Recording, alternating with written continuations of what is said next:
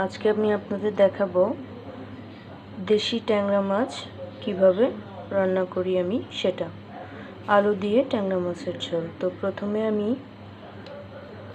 পরিমাণ মতো তেল দিয়ে দিলাম। তেলটা একটু গরম হলে আমি দিয়ে দিব মাছগুলি হালকা ফ্রাই করব, খুব একটা ভাজতে হবে না, ট্যাংরা মাছ যেহেতু। এটা অনেকে কাঁচাও রান্না করে ফেলে মশলার সাথে, তো আমি সেটা করছি না। আমি অল্প একটুখানি ভেজে নিচ্ছি। মাছগুলোতে ডিম হয়েছে,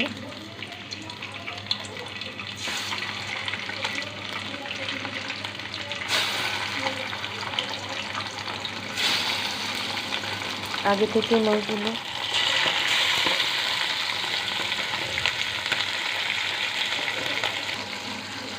সব মাছগুলি আমি কড়াইয়ে দিয়ে দিয়েছি। এবার একটু নেড়ে চেড়ে ভেজে নেবার করলাম। এই মাছগুলি যেহেতু আমি হালকা আছে ভাজবো, তাই একসাথে নেড়ে দিলাম।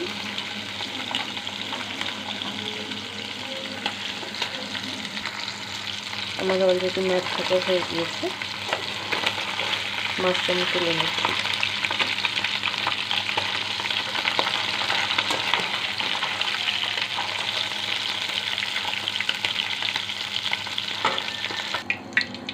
এবার আমি এই তেলেই আগে থেকে কেটে রাখা আলুটা দিয়ে দিচ্ছি।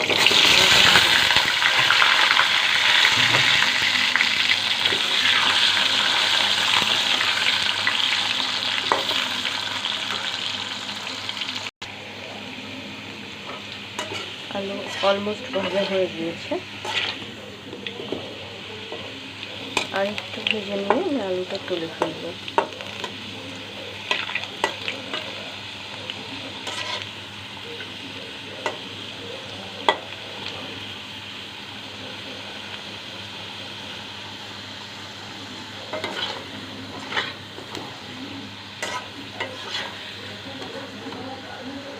আলুটা তুলে ফেলছি।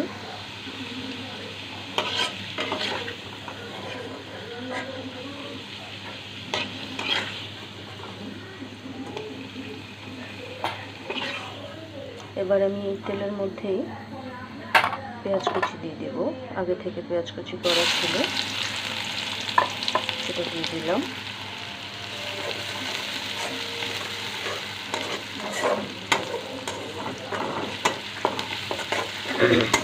পেঁয়াজটা একটু নেড়ে চেড়ে নিয়ে আমি এর মধ্যে বাটা মশলা এবং গুঁড়ো মশলাগুলো দিয়ে দিব একে একে।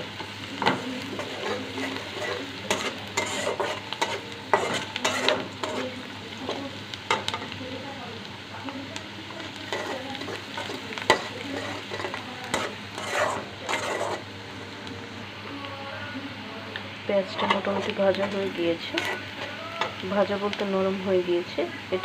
এই পর্যায়ে আমি দিয়ে দিচ্ছি বাটা রসুন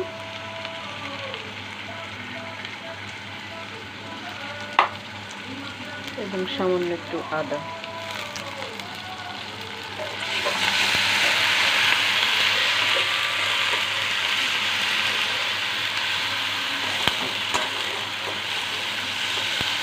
এর মধ্যে আমি দিয়ে দিচ্ছি গুঁড়ো মশলা।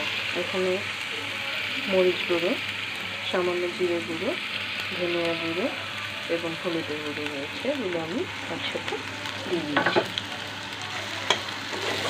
হালকা একটু নেড়ে চেড়ে আমি এবার মশলাটা পুড়ে না যায় সেই জন্য একটু পানি অ্যাড করে দেব।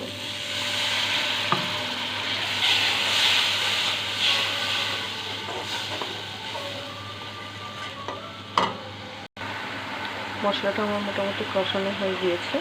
এবার আমি ভেজে রাখা আলুগুলো এর মধ্যে দিয়ে দিচ্ছি।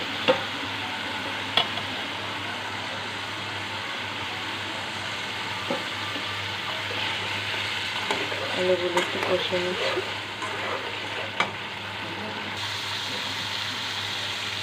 আলু কষানো হয়ে গিয়েছে আমার। এবার আমি দিয়ে দিব এর মধ্যে আগে থেকে ভেজে থাকা মাছ।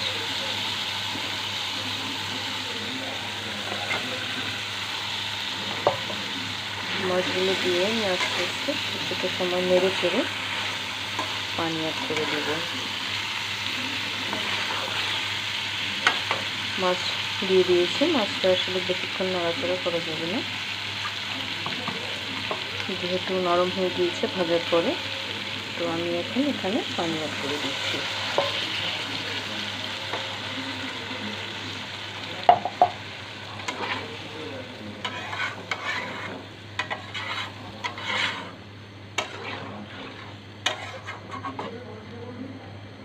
আমি আরও কিছুটা পানি অ্যাড করব।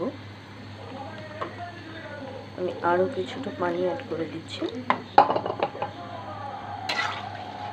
এবার হালকা হাতে একটু নেড়ে চেড়ে মিক্স করে মশলাটা আমি এভাবে রেখে দিব।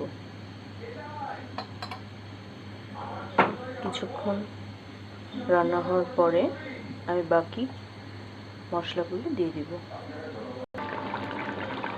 আমার মাছের ঝোলটা প্রায় হয়ে এসেছে। এবার আমি এখানে দিয়ে দিচ্ছি 4 কোয়া রসুন আর 4টা কাঁচা লঙ্কা। রসুনগুলো আমি মাঝখান থেকে চিড়ে দিয়েছি হালকা করে। এটা দেওয়াতে রান্নার ফ্লেভারটা খানিকটা অন্যরকম ভালো টেস্ট হবে আর কি। অন্যরকম বলতে আমি ভালো টেস্টের কথা বুঝিয়েছি। তো আমি আরও কিছুক্ষণ এভাবে চুলোতে রেখে তারপর নামিয়ে নিব। রান্নাটা আমার অলমোস্ট হয়ে গিয়েছে। এবার আমি সার্ভ করে নেওয়ার আগে দিয়ে দিচ্ছি ভাজা জিরের গুঁড়ো। এটাতেও রান্নার ফ্লেভারটা খুব ভালো আসবে। তো এই তো আজকে আমার রান্না এই পর্যন্তই। এবার আমি সার্ভ করে নিব। আমার মাছের ঝোল সার্ভ করে নিয়েছি এবং ওপর থেকে কিছুটা ভাজা জিরের গুঁড়ো ছিটিয়ে দিয়েছি। তো আজকের রান্না আমার এই পর্যন্ত। ভালো থাকবেন, সুস্থ থাকবেন। বাই।